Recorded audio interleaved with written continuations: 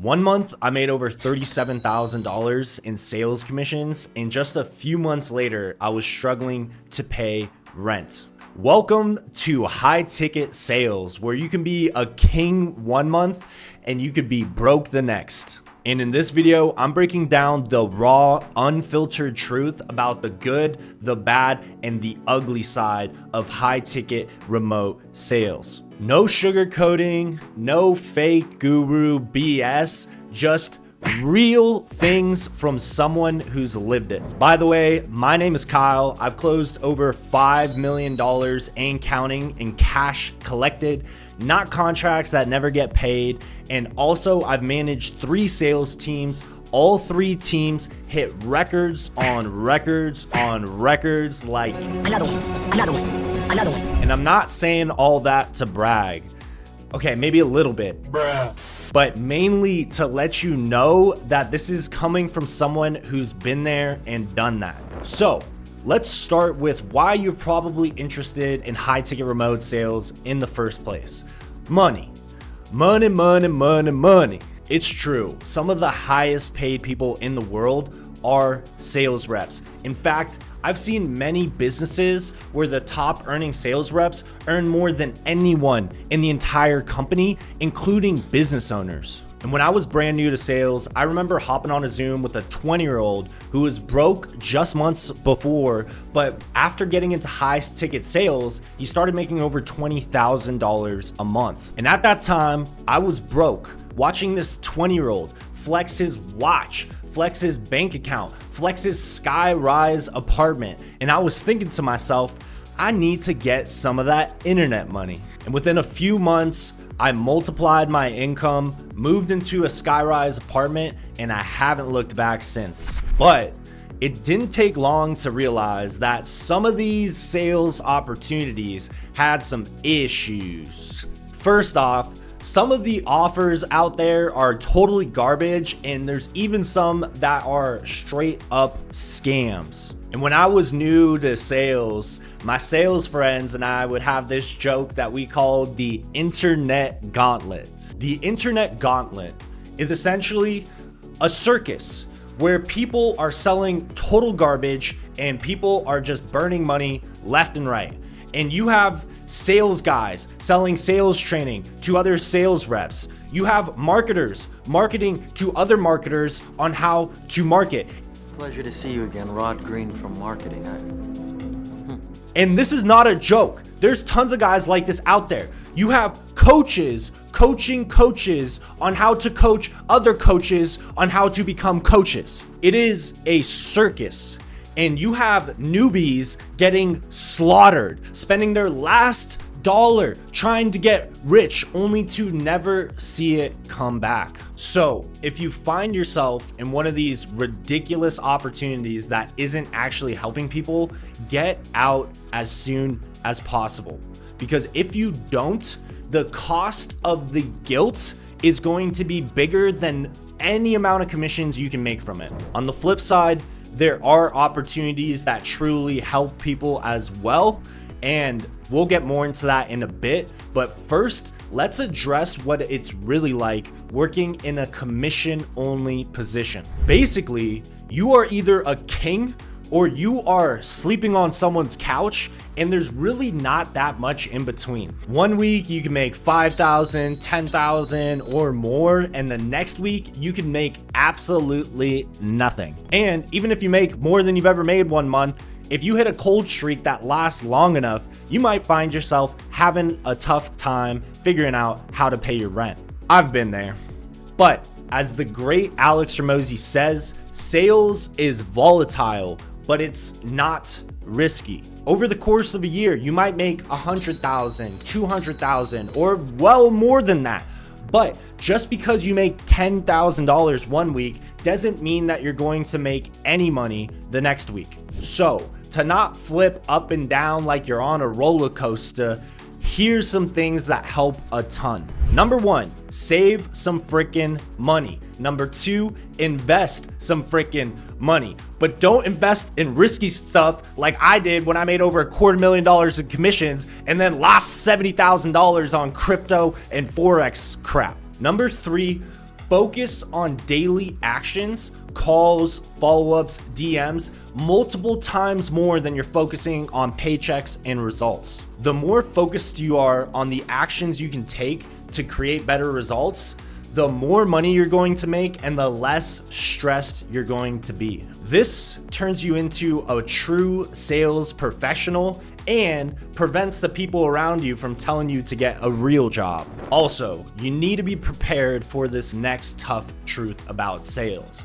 You will get rejected more than a fat, bald, obese guy who says gaming is his only interest and hobby gets rejected on Tinder. You will hear the word no so many freaking times that you will question if people can smell the fact that you haven't showered today through your phone or Zoom call.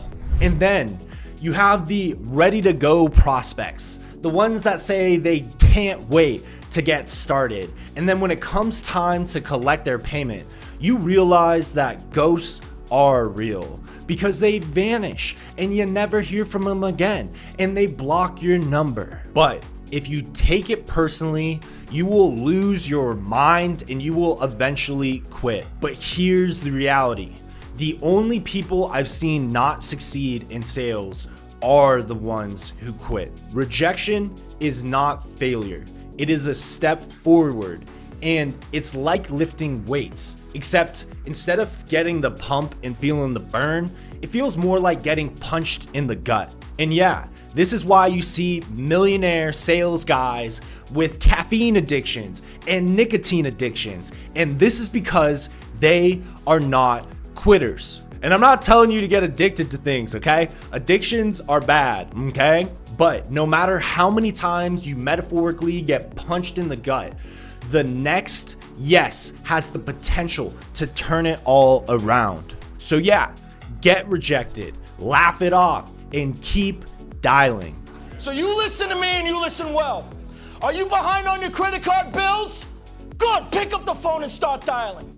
With that, the freedom is one of the biggest reasons why people are interested in remote sales in the first place. You can work from anywhere in the world. No boss breathing down your neck, no clocking in, no clocking out. I wear gym shorts and work barefoot pretty much every single day. All I gotta do is keep it professional where the camera's visible, and then it's a party downstairs.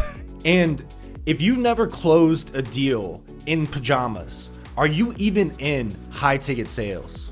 But on the flip side, if no one's watching you, no one's there to say, what the heck are you doing when you're slacking off? So yeah, you can scroll YouTube or whatever platform you like for hours on end and nobody's going to stop you. But when you get your commission check, it's going to slap you in the face and let you know, I know you've been slacking. And if staying focused when there's no one there to hold you accountable is hard for you, I actually created a video on world-class time management and productivity tips that is 100% free on YouTube. I'll put a link for that in the description. And you can thank me once you're reaching new heights with your commission checks in the future. With that, after coaching over 200 remote sales reps, I've realized the opportunity that you're in matters just as much as your skill set. And if you disagree with that, come fight me in the comments. Now, I'm gonna break this down with a sports analogy.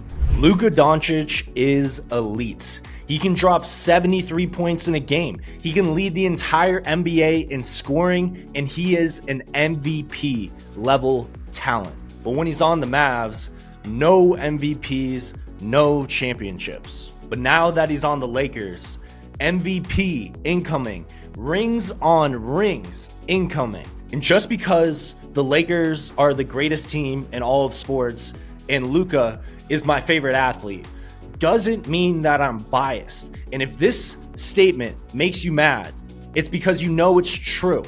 So if you want to fight about it, catch me in the comments. All jokes aside, skills matter, but opportunities are the vehicles. A bad offer is like riding a rusty, broken down bicycle, and a great offer is like a hypercar. When you've got a great offer, great leads, and a great team, it is hard not to succeed. Take Dalen, for example. He was on a terrible offer and making less than minimum wage and questioning if he was even good at sales. Then I plugged him into an 8-figure business, and in his first year, he closed over $2.5 million and made $250,000 in commissions. Now he's my neighbor, living in a luxury skyrise with his dream girl and a Tesla. And he was thinking about quitting before he finally landed a great offer. So, if your commission check sucks, it could mean that you suck, but it's equally as likely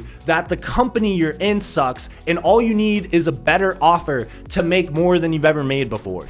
So, if you're ready to level up your offer, we have an entirely free job board of proven opportunities hiring right now. And we never charge sales reps ever at Aura. Our sales training is free. Our recruitment is free. We want to land you your best opportunity yet, and we never charge sales reps. If you do get hired, these businesses do pay us, but we never charge sales reps. Link in the description. Now, before you jump into your next sales role, you're gonna wanna make sure it checks all of these boxes. First off, check the compensation structure. For commissions, we like to see commission percentages of at least 10% or more for closers. Also, we do not recruit for any companies that don't have a price point of at least $3,000. Obviously, 10% of $300,000 is a lot more than 10% of $300. Second off, you want to verify that there are sales reps with that company making good money, right? They're all gonna hype up their company and their offer, but if no one's making any money there, it's for a reason. Number 3, you want great lead flow, right? You want your calendar to be full of pre-qualified inbound bookings. If you're booking and qualifying these appointments yourself, you're more so an appointment setter than a closer. And finally, you want to make sure the company has a good reputation. If there are just tons of 1-star reviews online, that means their clients are not happy with their results. When a company has a bad reputation, when you're trying to sell it, it's like trying to convince someone that raw kale tastes good. It's way harder and it just feels horrible. And businesses that don't actually help people don't last. So when people are trying to shove multiple thousands of dollars of sales training or pay for job opportunities down your throat, they're gonna make high ticket sales sound like the greatest thing in the world. And it is pretty freaking great when done right. However, it is still a job. It is still hard work, and you still need to be smart. Put yourself in a great position and put in the work. But you can also earn more than you've likely ever made before, develop so many powerful skills that will increase your income, allow you to make businesses tons of money in case you ever want to be an entrepreneur yourself, and you'll make tons of great connections and develop communication skills. And I really think it's one of the greatest decisions I've made in my life, getting into high ticket sales. And by the way, I coached over 200 remote sales reps back when I was coaching for another sales training program.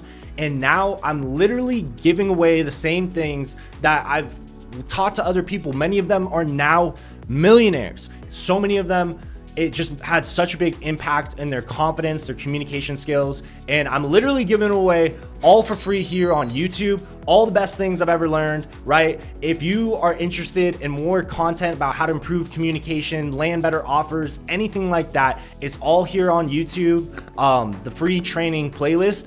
We're also gonna have it on our website, and we also have a school community with all of the trainings as well. I appreciate y'all, and let's run it up.